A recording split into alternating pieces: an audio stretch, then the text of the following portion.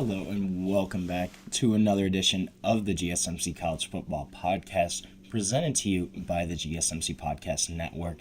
Happy Friday, everybody. Made it through another week. It's going to be Memorial Day weekend, and it'll be a good one. We got a good show for you today, though. First, going to talk about the breaking story coming out of the college football world, straight seeding for the college football playoff. What's that going to mean? We're going to dive into it. Also, we're going to get into Big Ten rankings today. That's going to be at the end of the show. Stick around. We're going to talk about the bottom of the conference first, go from there. We're also going to discuss the Elite 11 today, the premier quarterback competition for high school recruits, prospects. This is a big deal. The rosters got finalized. We're going to break down some of those guys that are going to be at the Elite 11. But first, before I get into anything else, I want to remind everybody, this show is all about you. We want to hear your comments, your questions, your insights. We want to make it as interactive, as exciting as possible. Now, one easy way to do that, if you're on YouTube, you can use the Super Chat feature. To use the Super Chat feature, all you have to do is click the $ at the bottom of the chat box, type in your message there, send that in, and this guarantees that your message gets on the air, gets read live. It's also just a great way to support our channel, support what we're trying to build here at GSMC. We couldn't do what we do without your ongoing support, and we're so grateful to have you all here as a part of our community at the GSMC Podcast Network. If you're not on YouTube, if Super Chat's not your thing, you can also go to gsmcpodcast.net to comment, leave a question there, or tip or donate. Again, that link is gsmcpodcast.net.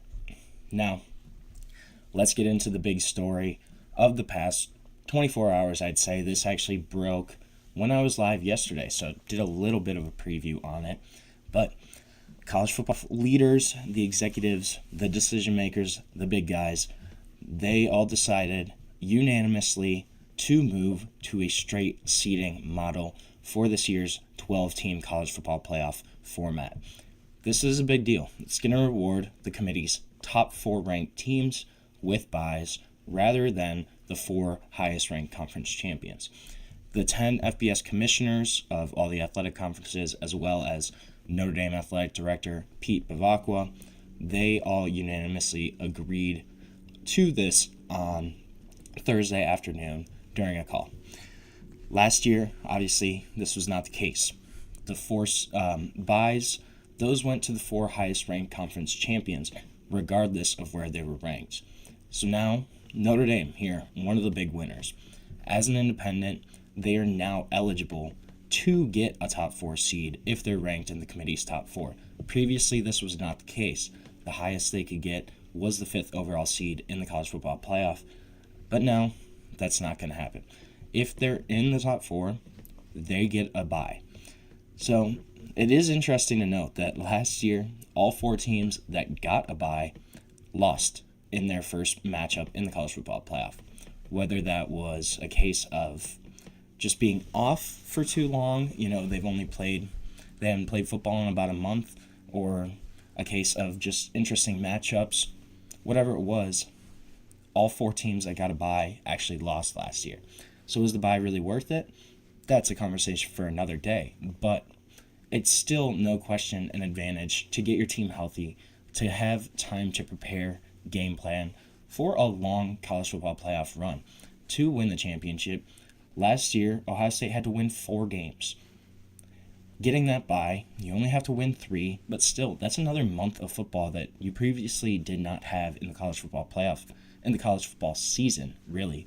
You played your 12 regular season games, maybe you have a bowl game, but it wasn't going through a 3-4 game gauntlet. It's a completely different beast, completely different animal.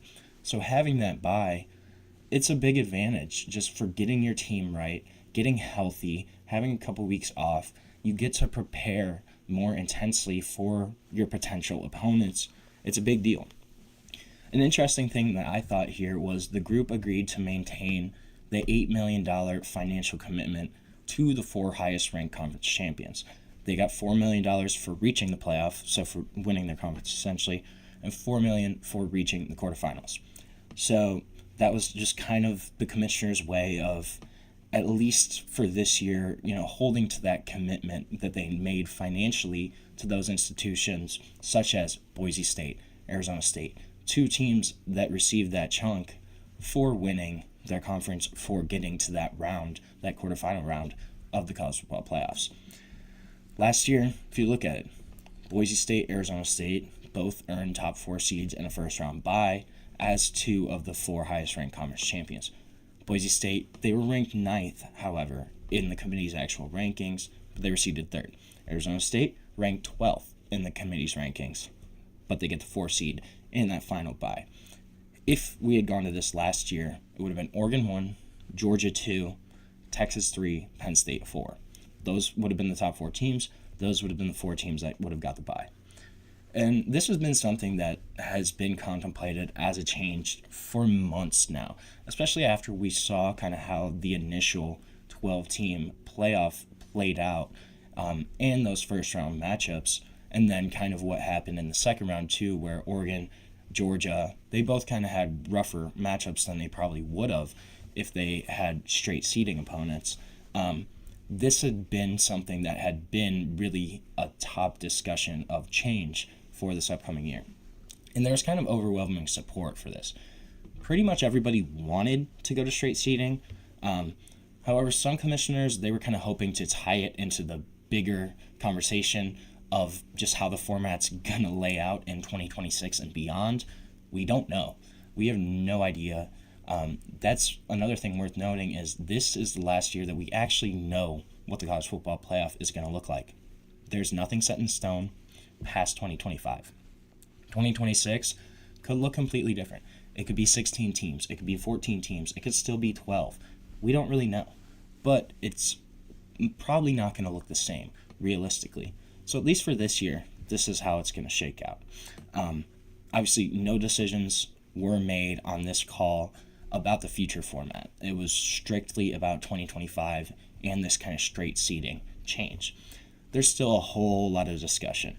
The commissioners are really trying to put everything on the table right now so that everyone kind of knows where each other's coming from. But there's obviously still a lot of discussions ongoing about what's going to happen to the future of the college football playoff. I want to look at, too, if last year was straight seeding, just to kind of give a comparison of how it might have shaken out a little differently. So the first round then, it would have been number 12 Clemson at number 5 Notre Dame. Rather than Notre Dame playing Indiana in the first round, they play a Clemson team that just barely snuck in to the college football playoff. Then Arizona's the 11 seed. They have to go to Ohio State. That's an intriguing matchup. And then a big winner here is Tennessee. Tennessee, rather than having to go to Columbus to play a road matchup against Ohio State in a primetime slot, they get a home game then. And they get SMU at home in Knoxville. And then Indiana, they also get a home game instead, as they're the 8 seed instead of the 10 seed in this straight seeding format. They get a home game against Boise State. If you look at the actual first round last year, Notre Dame, Ohio State, Penn State, Texas were the 4 home teams. They were all projected as favorites by over a touchdown in each of those matchups, and they would all probably win, again, the home teams here. So if you go with that, then you have Notre Dame winning, Ohio State winning. Tennessee gets past the first round. They win a home matchup against SMU. And then Indiana, Boise State. Both of those teams lost their first game in the college football playoff. One of those teams advances on. I'm just going to go with what happened in the regular season. We're going to say the home team wins, Indiana wins. So then going from there, the Rose Bowl, number 1 seeded Oregon now gets to play number 8 Indiana. They no longer have to play Ohio State. They get to play Indiana then. Penn State, Notre Dame. Yes, we saw that matchup in the semifinal, but now it's a quarterfinal matchup. It's in the Fiesta Bowl in Glendale. Same thing with Texas, Ohio State. We saw that as a semifinal matchup, but this is now the Sugar Bowl matchup in the quarterfinal. And then Georgia plays Tennessee in the Peach Bowl. So obviously we got 2 of those 4 matchups in real life, but they both happened in the semifinal, not the quarterfinal. And then if you take these games, Indiana probably wins. Oregon probably beats Indiana in the Rose Bowl. They probably win, advance. Penn State, Notre Dame, we're just going to go with the winner of that matchup was Notre Dame. So that's how it played out in real life last year, so we're going to go with that. Texas, Ohio State, same thing. Ohio State won that one. It was a close matchup, but we're going to go with what happened in 2024. And then Georgia, Tennessee. That's an interesting one, but I think Georgia wins that. So then your semifinals, you get Oregon, Notre Dame in the Cotton Bowl, and Georgia, Ohio State in the Orange Bowl. Now, I'm going to say Ohio State probably beats Georgia in the Orange Bowl, so they still get to the national championship. And I think Oregon might beat Notre Dame then in the semifinal.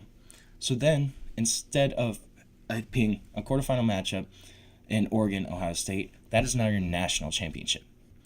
That makes a big difference for Oregon for that one seed. Instead of kind of being penalized for being the one seed, you now have a much more manageable path to the college football playoff to winning a championship.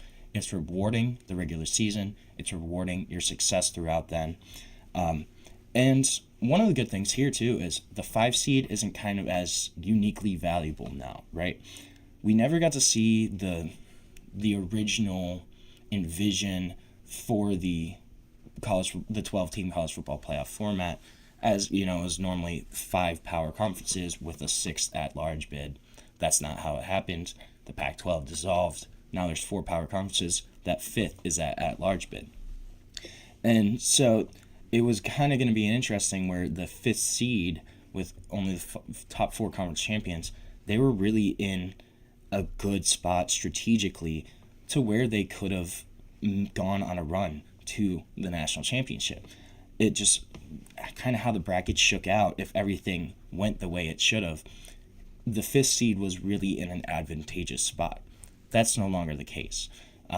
With going to the straight seeding, the 5th seed, yes, it's still a really great spot to be in, but it didn't have that kind of innate advantage anymore that it previously kind of indicated from the way the format was. One of the bad things, though, are conference title games even going to mean anything? Because if you look at the top 4 seeds from last year, those were the 2 finalists in the SEC, the 2 finalists in the Big Ten. So at that point, it's basically both the winners and the losers of the SEC championship or the Big Ten championship are both getting a first-round bye. They're both getting into the playoffs in that scenario. The actual title game doesn't really mean anything. There's no inherent advantage. Now, yes, if you're not nearly as strongly ranked as Georgia was, as Penn State was, that's not going to happen every single year. But in years like 2024, there's really no advantage to winning the SEC championship. Besides, really, you just kind of want to avoid injuries. That Georgia losing Carson Beck in the SEC championship game, that's something that wouldn't really potentially happen down the road if both of these matchups are kind of in that prime time position for a top 4 seed for a bye. Why risk, getting some of your guys hurt in a game that doesn't really mean anything? Obviously, that's not going to be the case every year, but it's just kind of another thing to think about is how much does this devalue conference championships? So right now, we're going to take our first break of the show. When we come back, we're switch gears. We're going to talk some high school football, talk some quarterbacks in the Elite 11, and what's going to go down there. But we're going to talk about all of that when we come back on the GSMC College Football Podcast. I feel like I'm losing my mind. Is everybody in the world blind? Please, Lord, give me a sign, a sign. I feel like I'm losing my mind. Is everybody in the world blind? Please, Lord, give me a sign, a sign.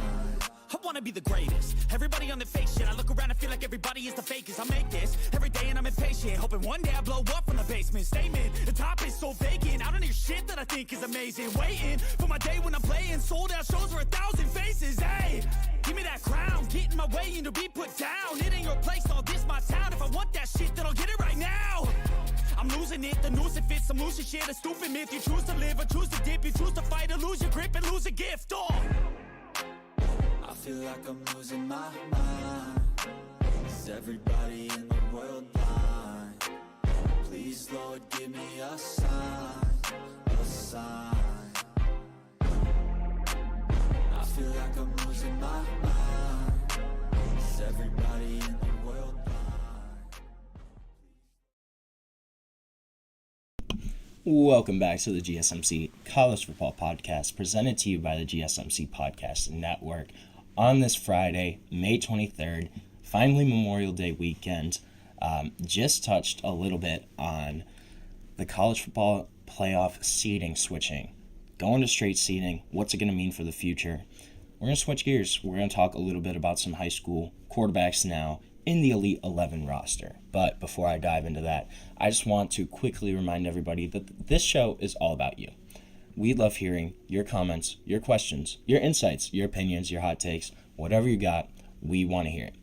We want to make this show as interactive, as exciting as possible. Now, one way to kind of get your voice out there is if you're on YouTube, you can use the Super Chat feature. To use the Super Chat feature, all you have to do is click the $sign at the bottom of the chat box, type in your message there, and send that in. This guarantees that your message gets on the air, gets read live, and it's also just a great way to support our channel, support what we're trying to build here at GSMC. Now, if you're not on YouTube, if Super Chat's not your thing, you can also go to gsmcpodcast.net to tip, comment, donate there. Again, that link for the website is gsmcpodcast.net. Now, let's dive into the Elite 11. So, the Elite 11, the rosters just came out for the quarterback competition. If you don't know, the Elite 11, it's probably the biggest circuit quarterback competition in the United States, I would say. This is a big-time deal. It's going to take place June 17th to 19th and in Manhattan, or at Manhattan Beach High School in California.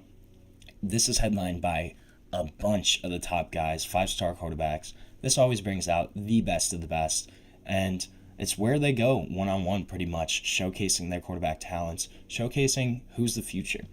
If you look at, this is a competition that has had multiple number one draft picks at the quarterback position, going back to Matthew Stafford, Andrew Luck, Jameis Winston, Jared Goff, Kyler Murray, Trevor Lawrence, Bryce Young, Caleb Williams, all Elite 11 quarterbacks. So this is a big competition. This is a big deal. And this kind of shows us who could be up next.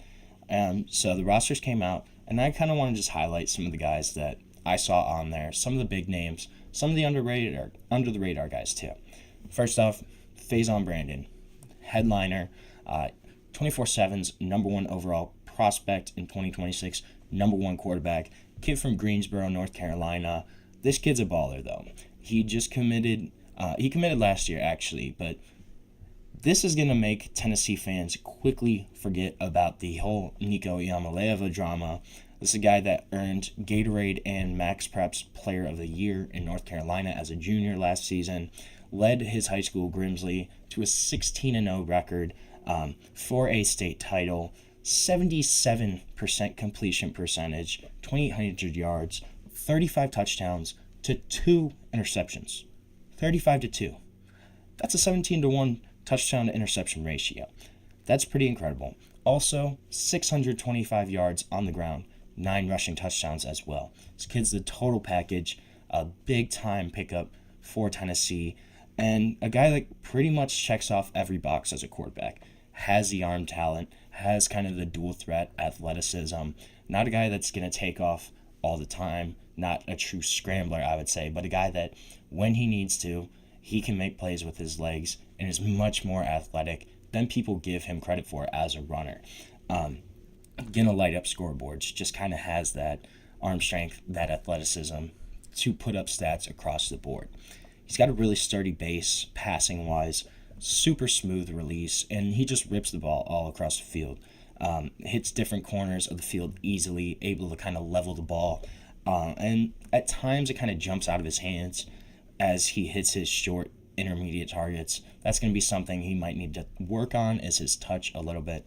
But this is a guy that is a big quarterback prospect, a kid that's super exciting. should really kind of showcase his talents.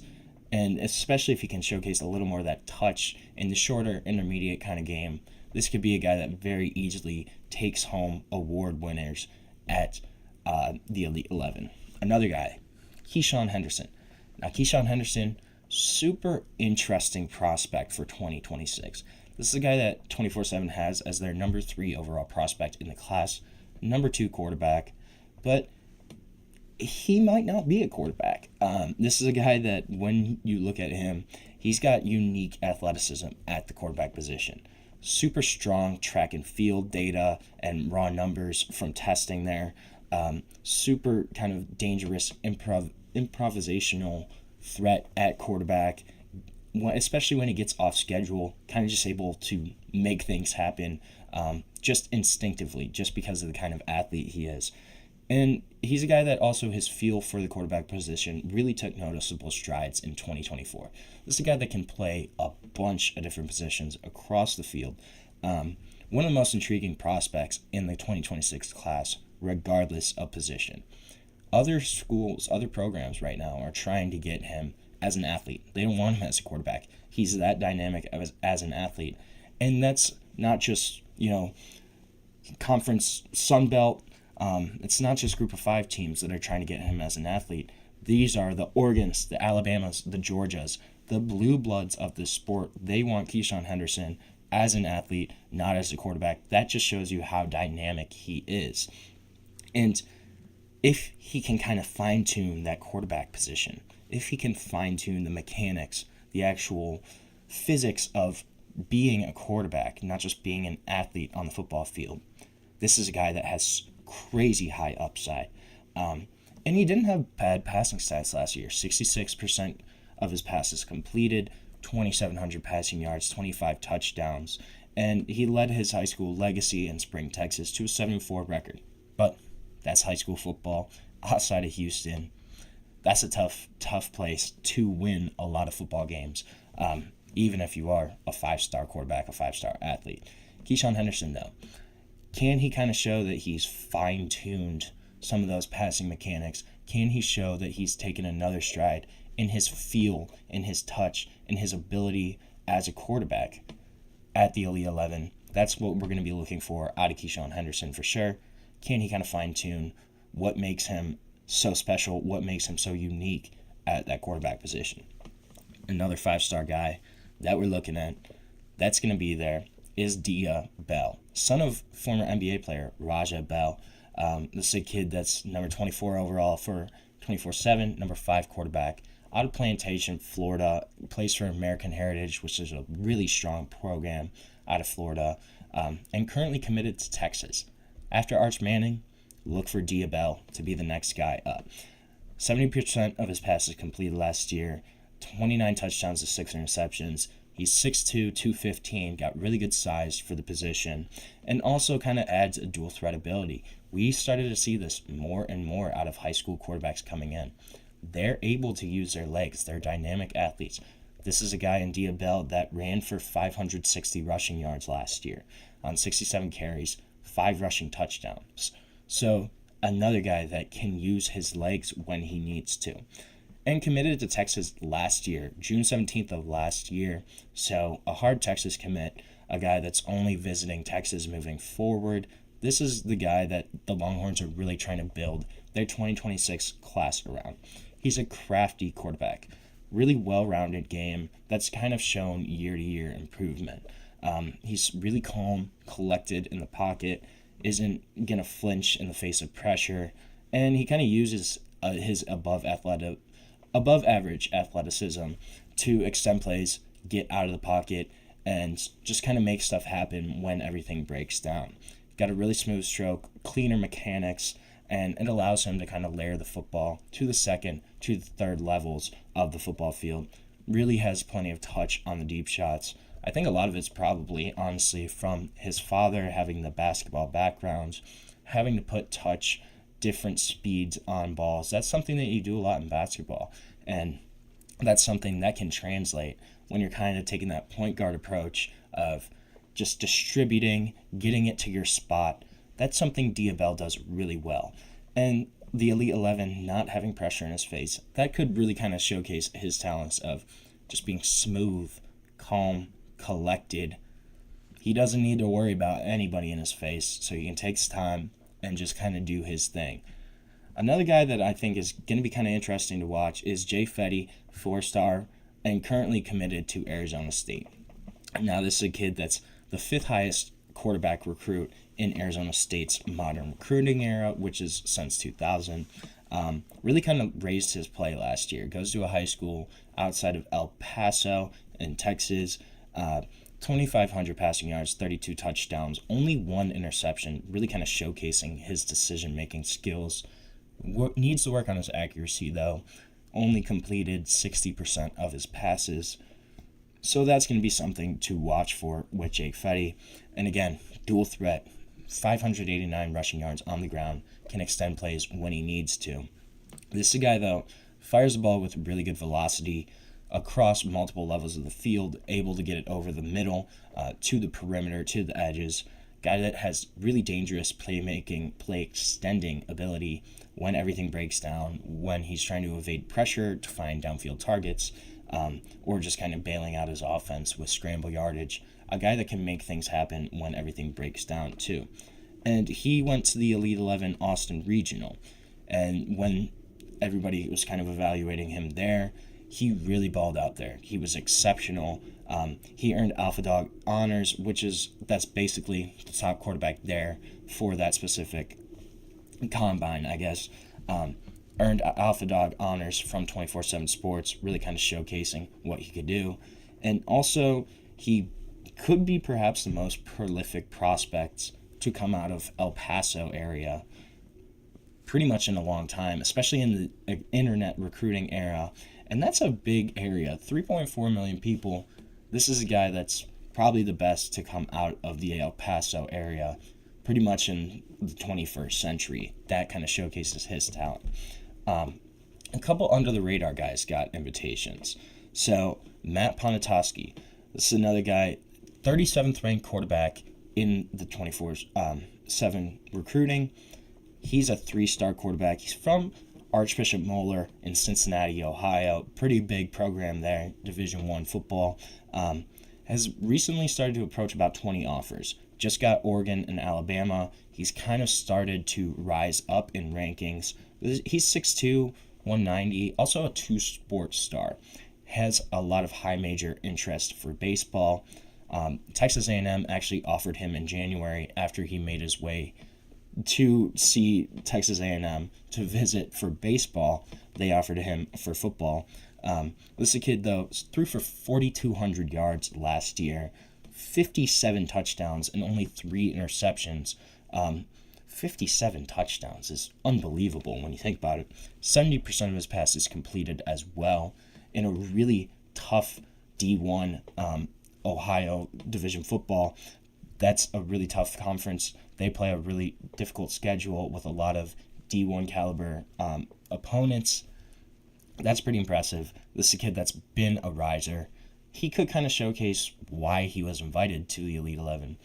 Number 37 quarterback in the country. That's normally not a guy that's going to get invitations here, but he could show why he got invited. He's got a chance to kind of showcase what his skills are.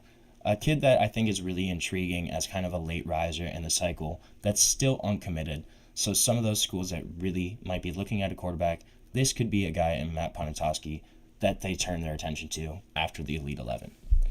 So right now, we're going to take our second break of the show. When we come back, we're going to switch gears. We're going to talk a little bit about Group of 5, give a quick little preview, go around some of the conferences, give who I think could be the conference favorites, and kind of why. But we're going to discuss all of that when we come back on the GSMC College Football Podcast. Looking for your daily fix of sports talk without having to pay for it? GSMC Sports Network is available on YouTube. Just search GSMC Sports Network. Get your fix of daily sports talk shows on YouTube, absolutely free. NFL, college football, NBA, MLB, MMA, UFC, fantasy football, and so much more. GSMC Sports Network has shows running all day long, with new sports shows starting every 2 hours. Just like on your favorite cable sports channel, except GSMC Sports Network is absolutely free. Just search GSMC Sports Network on YouTube to catch one of your new favorite shows, like the GSMC College Football Podcast, Chip Shot Football Podcast, Hoops and Heels Women's Sports Podcast, GSMC Basketball Podcast, and so many more. Check it out for yourself.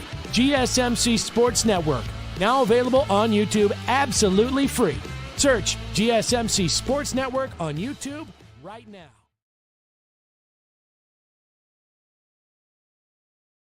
Welcome back to the GSMC College Football Podcast, presented to you by the GSMC Podcast Network on this Friday, May 23rd. Just touched a little bit about the Elite 11, some of the quarterbacks there. Probably the biggest quarterback competition in the country. Big deal. We're going to see a lot of big-time prospects from 2026. But right now, we're going to switch gears. We're going to talk a little bit about the Group of Five. Give a quick little preview. We're not going to dive super in-depth into any of the specific conferences right now. Just going to kind of go around to some of the bigger Group of Five conferences and kind of discuss who could potentially be title favorites, who could potentially be one of those teams to get an at-large bid this upcoming year for the college football playoff. And so last year, it kind of felt like Boise State was just a cut above the rest of the Group 5. Just the way they were built in that race to land the Group of 5 playoff bid, it kind of seemed like they were it was destined that it was going to be Boise State. The talent that they had, obviously you have a player like Ashton Jeanty, unbelievable, one of the best players in college football history. That's going to help your team, obviously. But this year, you lose Ashton Jeanty. Yes, Boise State, they're still going to be up there. There's no question about it, but it's a lot more muddled. It's a lot more intriguing on who could potentially emerge from the Group of 5. American, Sun Belt, there's going to be a lot of potential threats here, right? Potential programs that could rise to the occasion. Mountain West, obviously there's Boise State. There's a couple other ones as well. And then, could there be a MAC team? I don't know. Maybe. It's possible. But when you look at the American, right, you have a couple favorites who are going to be at the top. So there's obviously going to be Memphis. Memphis coming off a disappointing 2024 season in which they really kind of pushed all their chips in. They had Seth Hannigan back for their last year, had a couple other guys that were in their last years of that eligibility in 2024. They still won 11 games, but they finished third in the American. Obviously kind of a disappointment then. I would still probably give them a slight edge right now. The job that Ryan Silverfield's done with Memphis, how consistent they've been during his tenure, I think they're going to bounce back this year and still be a really solid Group of 5 program. Then you have South Florida. South Florida's pretty intriguing. They certainly have built up in the past few seasons. They could potentially be one of those top 2 or 3 teams in the Group of 5. Tulane. I think Tulane's going to be really intriguing. Yes, you lose Darian Mensah, your quarterback, goes to Duke. That's a big loss. But you have John Summerall there as a head coach. You have a couple other guys, solid weapons there. This is one of the most consistent Group of 5 teams. They're always pretty solid. I wouldn't count them out. So I think you're probably top 3 right now, I would say, are Memphis, South Florida, and Tulane. But then you have the service academies, kind of dark horses. Army really had a great season last year. Under Jeff Monk in the past 2 seasons, I would say, 2 or 3, they have really elevated the profile of Army football. Last season, ranked throughout the season multiple different times. They're going to be there again. Bryson Daly's back at quarterback. This is going to be another stingy, tough Army team to beat.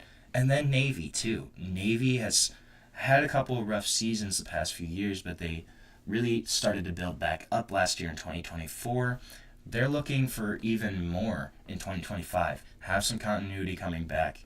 The midshipmen, they're going to be interesting as well. I wouldn't count either of those 2 service academies out. I think Army's probably a safer bet right now, just given how well they've performed the past couple of seasons, as well as Jeff Monken's just a great head coach. One of the best head coaching jobs in the country, at one of the toughest jobs in the country. That's a guy that knows how to win. I wouldn't count him out. They're going to be a fun league, though.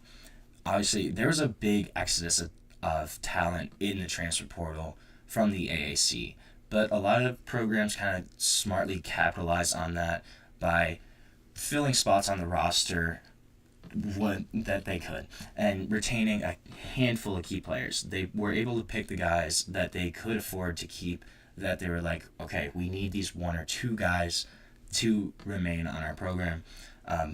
It's going to be interesting, though. You could probably make a case for as many as 8 teams to win the AAC this year, to at least have an argument for winning the AAC. Conference USA, it's going to be an interesting year for Conference USA. 2 new teams coming in from FCS, Missouri State and Delaware. And both of those squads, they returned pretty much most of their rosters from last season as part of the transition up. But there's still kind of an unknown with each, obviously, as you jump up to tougher competition on a consistent basis, a regular basis. And then you got to deal with Conference USA's midweek games for the first time. You're obviously not having that at the FCS level. It's going to be interesting, though. I think Liberty's probably the favorite there right now. Western Kentucky, definitely a dark horse. And then Jacksonville State also going to be there, but losing Rich Rod, losing a lot of their bigger key players to West Virginia. They just left with Rich Rod. So they're still kind of there, Jacksonville State, but I wouldn't count them as high as Liberty or Western Kentucky right now, just for me. The MAC. It's Toledo's year, man. Go Rockets. It's going to be the Toledo's. Toledo's the favorite this year in the MAC.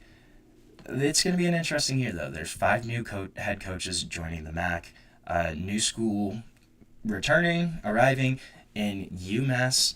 And then you have the pending departure of Northern Illinois, their last year in the MAC until they go to the Mountain West Conference in 2026. Obviously, transfer portal was not kind to the MAC. That's kind of just the way it goes. If you really perform well in the league, chances are you're not going to be there the next year anymore. And that's going to make for, a bunch of coin flip games, always. The Miami OUs, the Eastern Michigan Ball States.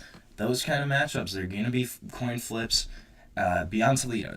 Toledo, if they kind of live up to expectations this year, they could be a sneaky option for that group of 5 bid. If they kind of run the table, this is a really talented Rockets team. If they actually live up to their billing, they could. They should run through the MAC. That's an undefeated season. And then they have an opener at Kentucky. That's really intriguing. If they're able to beat Kentucky, and then if they're able to run the gauntlet throughout the regular season, the Toledo Rockets could certainly be up there in the conversation for the group of 5 bid.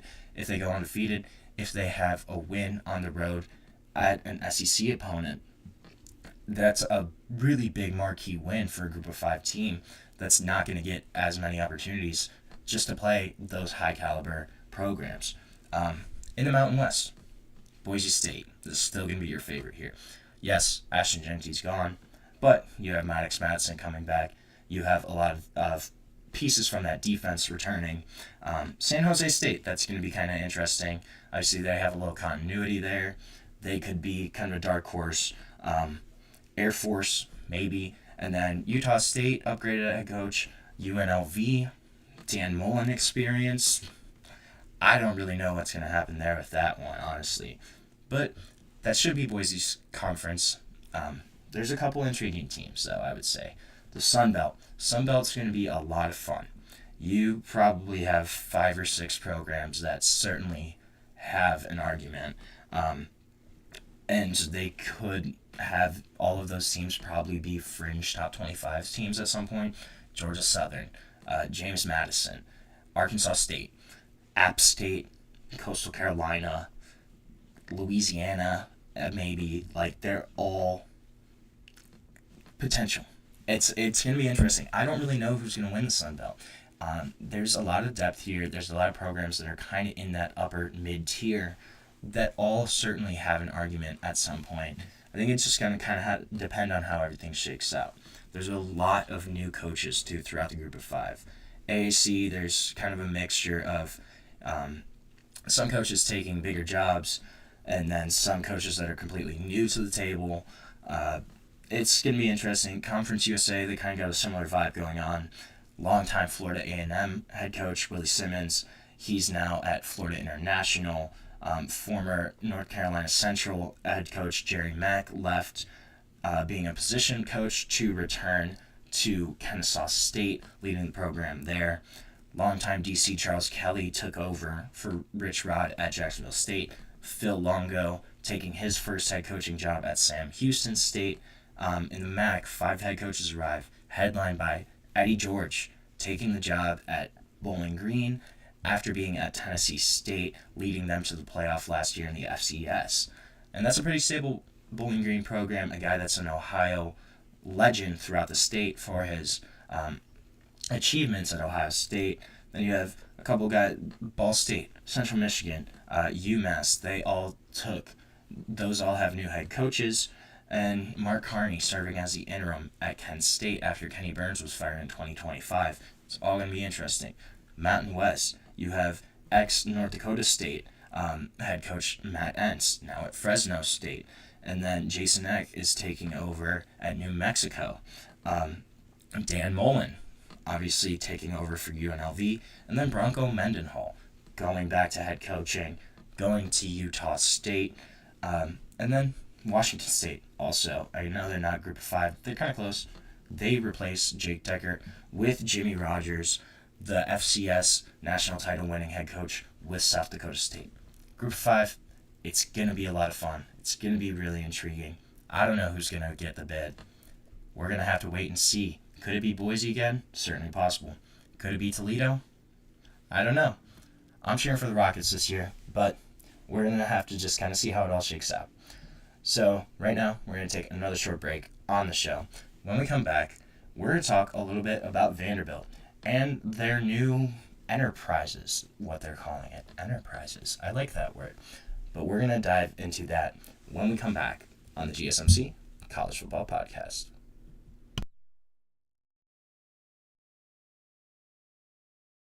For the best and latest podcasts available anywhere, go to the podcast app on your cell phone and type in GSMC to access free content-rich podcasts on health and wellness, book reviews, sports, entertainment, relationships, social media, movies, technology, finance, and even weird news. Subscribe and download the GSMC Podcast Network's family of shows, available everywhere podcasts are found.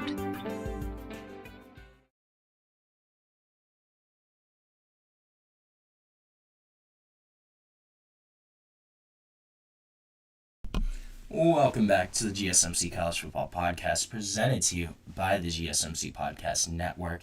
Happy Friday, everybody. Today is May 23rd. We're at to the end of another long week, but we're going to keep going.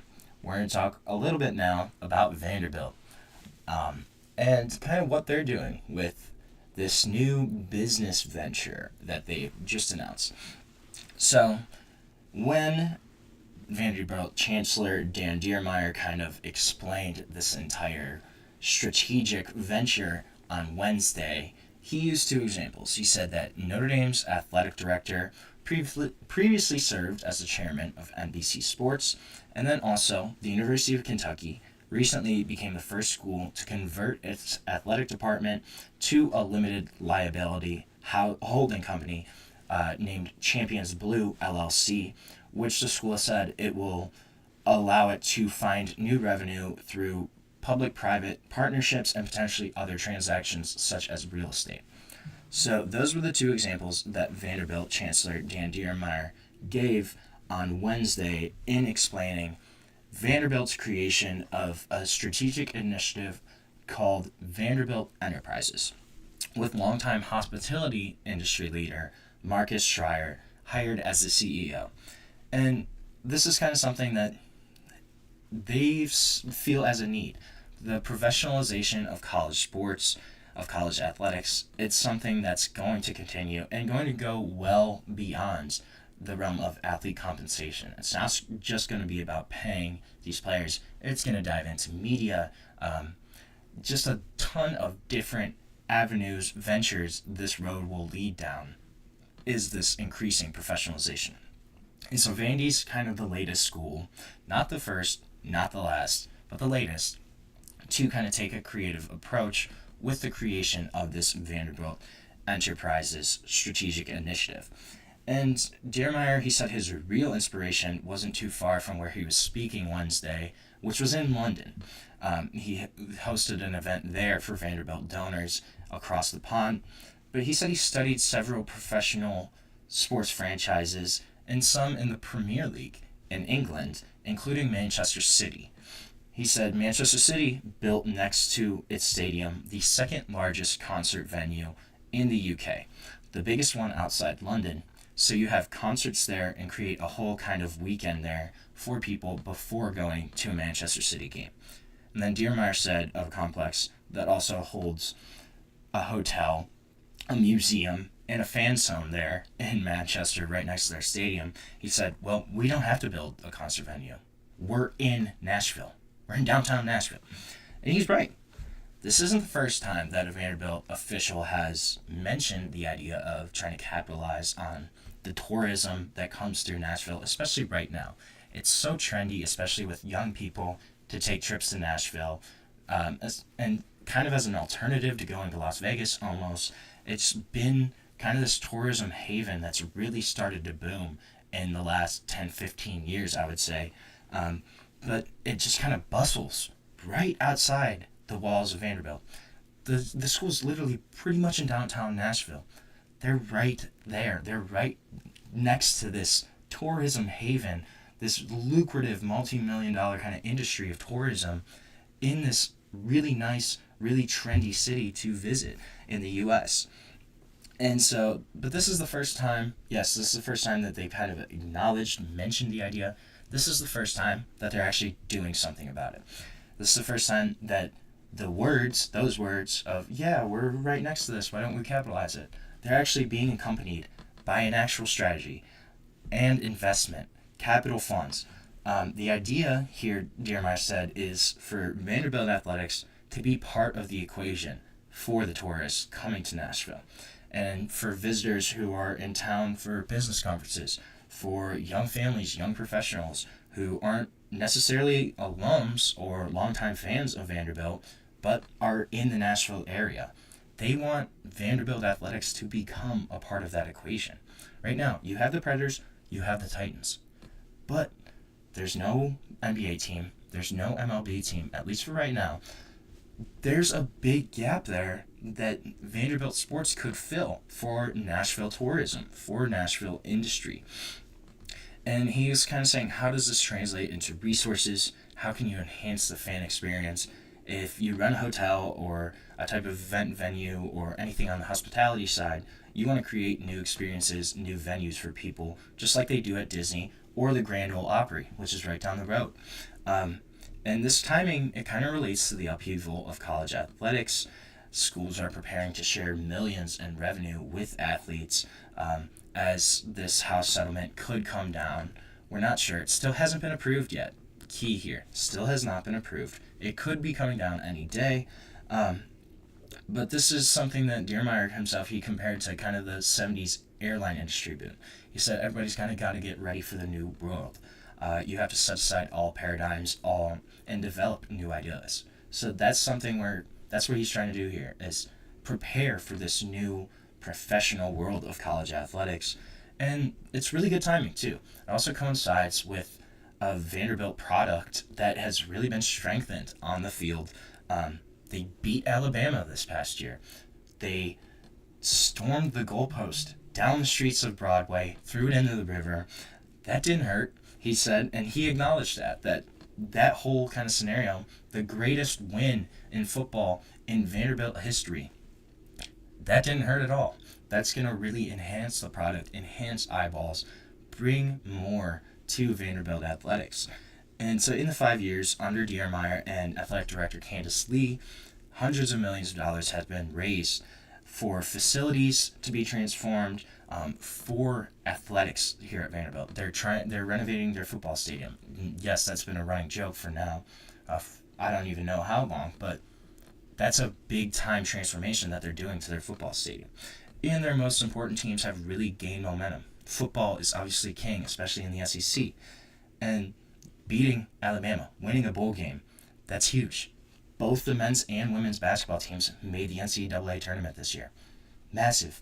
And then baseball. Obviously, baseball that's what they're known for in terms of sports. If you know anything about Vanderbilt baseball, that's an outstanding program, consistently elite. If they can make a big run this year in the college baseball World Series, that's a lot of positive forward momentum for Vanderbilt athletics. Candace Lee has been one of the 5 finalists for Athletic Director of the Year, and Danny White from Tennessee won the award this year. She also was named Athletic Director of the Year previously by the National Association of College Athletic Directors. So this is an AD that's respected throughout the industry, that knows what she's doing. And then kind of bringing in Marcus Schreier is really an interesting move. But if you look at what they're trying to talk about, the language of kind of what Vanderbilt's saying, it makes a lot of sense. This is a guy that is a hospitality guy, brings a lot of that experience, has more than 25 years of global experience in the hospitality industry, and he kind of specialized in brand development, innovation, and experience design across 40 countries, 20 luxury brands. He recently served as Chief Development Officer and Managing Director of Proper Hospitality, and has worked for Marriott before. This is a guy that knows how to build brands, knows how to be hospitable, how to incorporate that into different projects. That's really what Vanderbilt's trying to do. They want to bring kind of a hospitality element to Vandy Athletics. They want to build that brand, to build them up into something more than kind of what Vanderbilt has been known for in terms of athletics since I've been alive, pretty much. They want to bring respect, and they want to utilize the beautiful, booming city in Nashville that their university calls home. They want to utilize that for once, for finally, and take Nashville, take what you have, and use it to your advantage. And if Vanderbilt does, this could be a program, an athletics department in general, that really starts to thrive, starts to kind of generate and build momentum in the new era. It's very possible, and this business venture could just be the first step in that transformation of Vanderbilt athletics. But we're going to have to find out kind of how it all shakes out. Will this be something that actually really does anything for Vanderbilt? Will this new kind of strategic initiative fall through? Will it make any kind of impact for Vandy? We don't know yet, but the way they're talking about it, the way Dante Moore is talking about it, Candace Lee, their vision, it's at least a plan, it's at least a step forward towards kind of some really positive momentum for Vanderbilt, for the future of their athletics. We're going to have to see how it all shakes out, but it's at least a really great first step. So right now, we're going to take our last break of the show. When we come back, we're going to start Big Ten rankings today. We're going to start the programs, start at the bottom, and work our way up. But we're going to dive into all of that when we come back on the GSMC College Football Podcast.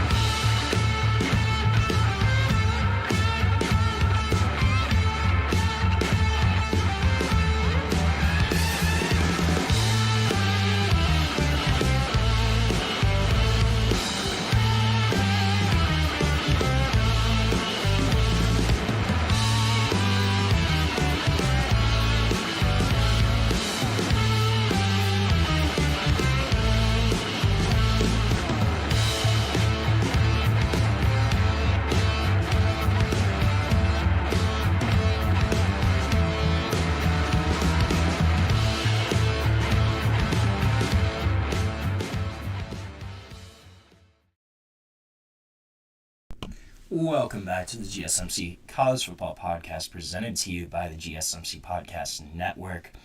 Happy Friday, everybody. We're at the end of the show now. We're going to finish off by talking about the Big Ten. We're going to start our program rankings today, start at the bottom, and work our way up. Y'all know how this goes at this point, but we're going to start 18. Sorry, Boilermaker fans, but it's got to be Purdue. Purdue, the plus is things can't get much worse, right? 1-11 last year, 0-9 in Big Ten conference matchups. There's optimism, though. They do bring in a new coaching staff. You have Barry Odom undertaking a Herculean task in kind of revitalizing this Purdue program. Brand new coaching staff in charge. So there's at least some optimism there, right? But otherwise, I wouldn't have high expectations if I was a Boilermaker fan for 2025. The past few seasons, since Jeff Brom's departure, really haven't been a walk in the park for Purdue. Just kind of had a steep decline in terms of talent, in terms of on-the-field play.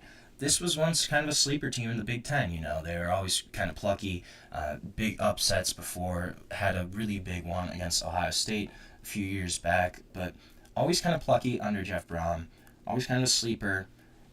Unfortunately, that's not been the case the past few seasons under Ryan Walters, but you get in Barry Odom this year to kind of take over the program, have a more veteran head coach at the helm. Hopefully that kind of brings some improvement. Quarterback here, we don't really know. It could be Ryan Brown. He started 2 games for them last year, transferred actually in December to North Carolina, then transferred back after, once the spring portal opened. So could kind of potentially be in the running for the starting role there. It's him, Evans Chuba, Malachi Singleton, all kind of in competition. Nobody is particularly exciting out of that group. You do have Kendrick Breedlove coming back. That's a big plus. He was their interception leader last year, had 3 in 2024 after he kind of transferred in from Colorado, which he transferred there from Ole Miss, so kind of had multiple stops along the way, but had 3 picks last year, had 40 tackles, 4 pass breakups. So that's at least a plus on the defensive side of the ball, is you have a really solid cornerback coming back. Besides that, though, it's looking like it might be a rough year for Purdue, and that's why I have them ranked last. Certainly, they could surprise me, win a couple more games. I don't really see that happening at this point, though. 17, I think it's Maryland. Maryland's, they've really kind of been interesting under Mike Locksley. At points, they kind of seemed like they were on their way to becoming one of the mid-tier Big Ten teams who could at times punch above their weight class, especially when Talia Tagovailoa was there. Was a Big Ten passing leader in terms of career passing yards, actually. But something kind of went awry last year. They're going to be looking to bounce back this year. There's not a lot of hope on the horizon right now, though, for Maryland. Quarterback, again, is unsettled. You have Justin Martin, 4-star Malik Washington, kind of battling it out right now. The big thing there is their most experienced quarterback has only thrown 35 pass attempts in his collegiate career. So, not a lot there right now, at least in terms of experienced quarterback play. Certainly Malik Washington kind of showcased why he was a 4-star throughout moments in the spring, but even if he does start, that's a young freshman that's going to play on a struggling Maryland team. He's going to have some up and down moments for sure. You do bring in a couple really nice transfers. E.J. Moore coming in from Western Carolina. This is a guy that appeared in all 12 games for them last year, was an FCS All-American, as a freshman All-American according to Phil Steele last year in 2024. Had 18 tackles, 3 tackles for loss, 4 quarterback hurries, also recovered a fumble. And this was a guy that's young, had a really solid freshman year at Western Carolina, obviously stepping up in competition this year, going from the FCS to the Big Ten, but a guy that's got 3 years of eligibility, could really kind of grow into a role there on the defensive side of the ball for the Terrapins. Another kid that's intriguing that I thought when they brought in Jordan Scott, He's a 6'7" JUCO wide receiver. Was number 6 overall in ESPN's JUCO rankings. And according to 24/7, number 2 JUCO wide receiver in the country, number 12 overall JUCO player in the country. And JUCO rosters, man, there's some talent there. So this is a guy that's really intriguing. Spent the winter and spring semesters at Florida State and kind of re-entered the portal. Now he's at Maryland. A guy that had 20 catches last year, 350 yards, 4 touchdowns at Southwest Mississippi Community College, has 2 years of eligibility remaining. I just think he's intriguing as a 6'7" wideout on a team that really doesn't have a ton of top-level kind of skill possession guys that could make a difference. That's a guy that could potentially step into a role there for the Terrapins. There are some pluses on the schedule. You don't have Ohio State, Penn State, or Oregon. The teams that are on the slate, the ones that you kind of look at and think, Maryland could win that game, they all kind of seem to have surpassed the Terrapins at this point in the past couple of years, all seem to be more talented. They could certainly bounce back and be all right this year, or things could get worse. I think this is kind of a big tipping point season for Maryland and Mike Locksley, but we're going to see. Right now, I think they're at 17. At 16, I think it's Northwestern. Northwestern, again, they're going to be kind of plucky. They're an intriguing team. They were kind of the underdog pick in 2024 after going 8-5 in 2023, but last year couldn't reach those heightened expectations, went 4-8, and that's not something that they're going to look to repeat. Maryland's kind of one of those programs that every year it seems like it's a completely different result. They did bring in a really solid addition at quarterback in Preston Stone, former SMU starter, really had a solid 2023 year, lost his job to Kevin Jennings last year while SMU made their run to the college football playoff. But this is a guy that I think could really perform well at Northwestern. At the minimum, gives David Brown a really solid floor at quarterback that should lead the team to improvement in 2025. I think, though, Preston Stone going in a much more low-pressure situation at Northwestern compared to SMU, where, yes, SMU in 2023, they were not in the ACC, but they still had really high expectations as one of the better group of 5 programs. Northwestern, there's not going to be a lot of expectations here for Preston Stone. Could be a spot that he comes in and performs really well at. But right now, I just don't know if they have enough talent to kind of jump into the middle tier of the Big Ten. I think they're going to struggle again this upcoming year. And I just don't know if there's enough talent on the Northwestern Wildcats roster right now to compete with the rest of the league. Then at 15, I think it's going to be Michigan State. There were some pluses and some positive momentum during Jonathan Smith's first year at Michigan State. His players love to play for him, but it's going to take more than that to get Michigan State back up to the top of the Big Ten. And a lot of it is probably going to hinge on Aiden Childs, realistically. This kid that he needs to be their breakthrough player this year. Had an up and down year as a first-year starter, a guy that followed Jonathan Smith from Oregon State when he took the job, but a guy that's got a lot of potential as a dual-threat quarterback. Needs to show more consistency, needs to be more accurate in his passes, but has a lot of potential. If he can kind of play up to the high end of that, Michigan State can go where Aiden Childs takes them. I think their high end is probably a 7 or 8 win team, but if Aiden Childs performs really well, the ceiling of this Michigan State roster is really kind of raised. It's just going to kind of be up to him and what happens. They also have a couple guys on defense, though, that are really great pieces. Linebacker Jordan Hall, 3rd season on the team, going to be the heart of that Spartans defense, is kind of expected to take a big leap in 2025, too. Over the last 2 years, he's had 91 tackles, 4.5 sacks. Not bad numbers, but definitely numbers that he can build upon. But a guy that's high IQ, really strong leader, a physical presence, and could very likely finish as one of the Big Ten's top linebackers. A guy that's going to patrol that middle of the defense for Michigan State and really can be an impact defender. Malik Spencer, he's quickly become one of the most dependable guys in that secondary for Michigan State. Started every game last year at safety, returns to the defense as a leader, has valuable experience, and is really versatile. Is able to play free safety, plays nickel corner, and can even play boundary corner when he needs. And a great tackler, too, at the secondary. 117 tackles over the past 2 seasons, brings a kind of much-needed physical presence to the Spartans' defense, and heading into his 4th year with the Spartans, hoping to kind of help that group get back to a dominant level on defense.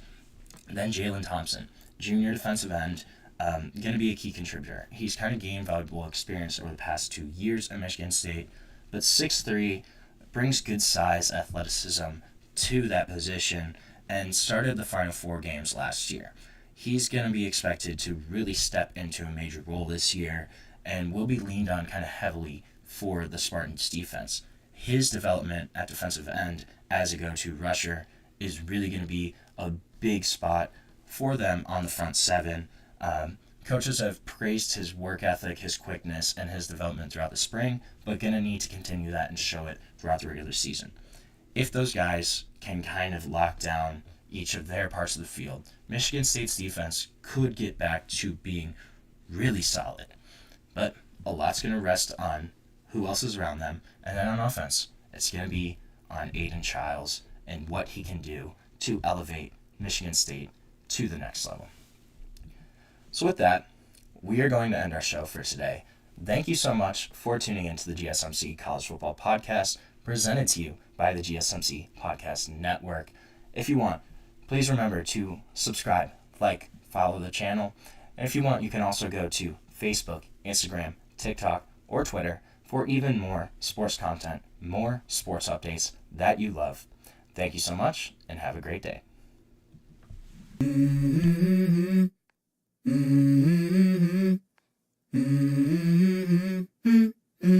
Let's go. I wake up to a little bit of drool on my pillow, feel like it's gonna be a bad day. Yeah, I'm tired of shit, and the coffee ain't hit yet, damn, ain't that great. I don't wanna go to